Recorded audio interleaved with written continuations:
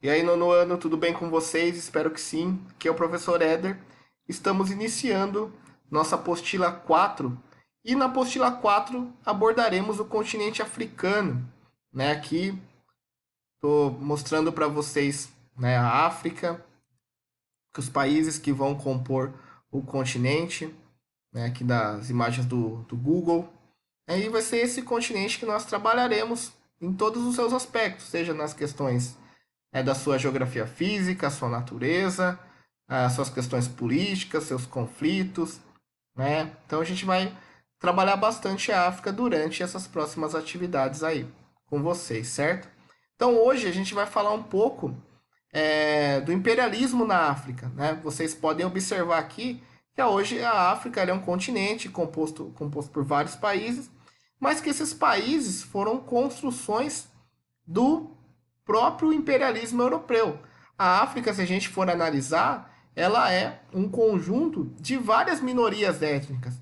E essas minorias étnicas, muitas vezes umas contrárias às outras, foram colocadas na mesma construção de país. Isso ajuda a gente a explicar o tanto de conflito que existe na África até os dias de hoje. Se a gente for pegar, por exemplo, Angola, República Democrática do Congo, aqui no centro da África, esses dois países, são países compostos por várias e várias minorias, várias e várias tribos, né? E eles colocados dentro do mesmo território fomentaram vários conflitos, né? Então isso ajuda a entender bastante o porquê a África é um dos continentes mais pobres, mais que vivem mais períodos não pacíficos, né? E ajuda a gente a entender também essa possessão que a Europa fez com o continente durante boa parte aí dos últimos séculos.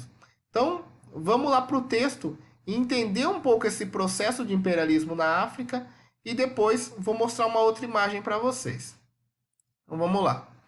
Imperialismo europeu na África. Esse é o primeiro texto que vai ter na apostila de vocês. Eu vou fazer uma leitura aí para a gente entender melhor essa questão. Então vamos lá. Grande parte dos problemas da África atual resulta de dominação europeia, a qual o continente foi submetido do século XIX até meados do século XX. Naquela época, os europeus alegaram que levariam a civilização e a modernidade à África, desenvolvendo o capitalismo e impondo a religião cristã.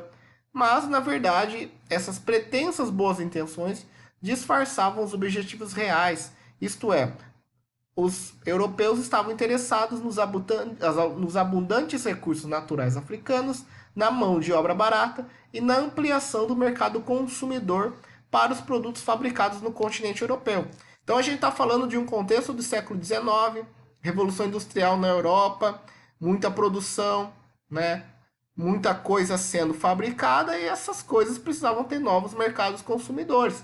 A África poderia vir a ser esse mercado consumidor e também um mercado para ser explorado matérias-primas, ser explorada a natureza e tal. Bom, então a partilha da África entre os principais países europeus foi ratificada na Conferência de Berlim em 1884. As potências europeias debruçaram sobre o imenso mapa africano e desenharam as fronteiras de suas colônias. A França e o Reino Unido ficaram com a maior parte das colônias, seguidos de Portugal, Bélgica, Espanha, Alemanha e Itália. Então aqui tem uma imagem que ajuda a gente a entender, um pouco esse processo da colonização, né, o processo de recolonização da África.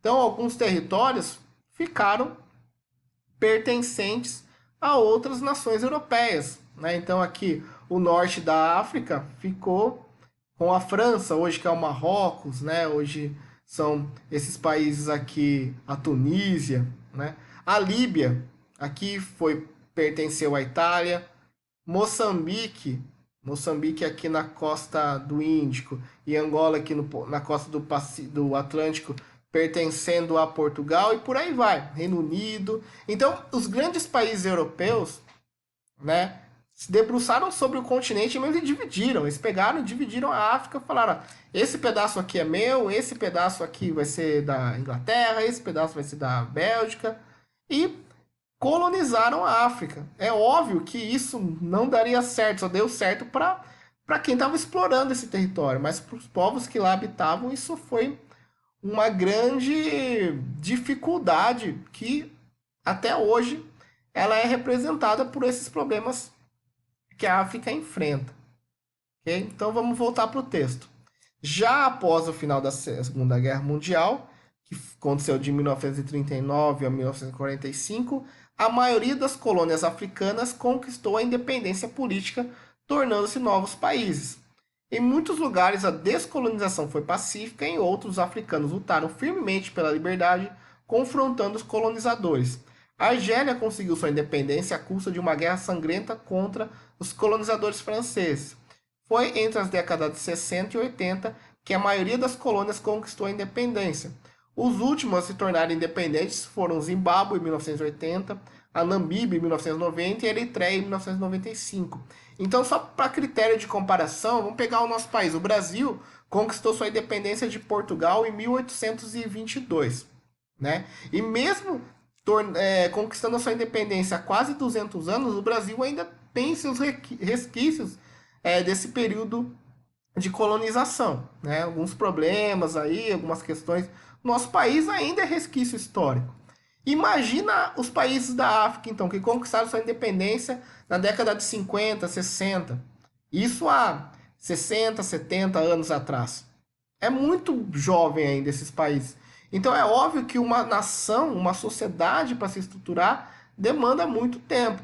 E as nações africanas, elas são muito jovens nesse ponto aí de construção como país, né? Então isso é um critério de comparação com o Brasil bastante interessante para a gente ver a questão da africana e a questão nossa brasileira, né? Vamos pensar Portugal, que dominou o Brasil durante mais de 300 anos, depois levou todo o seu arsenal de exploração para o continente africano, para onde hoje é Angola, Moçambique, São Tomé e Príncipe, Guiné-Bissau, né? E também colocou o seu imperialismo forte até a década de 60, né?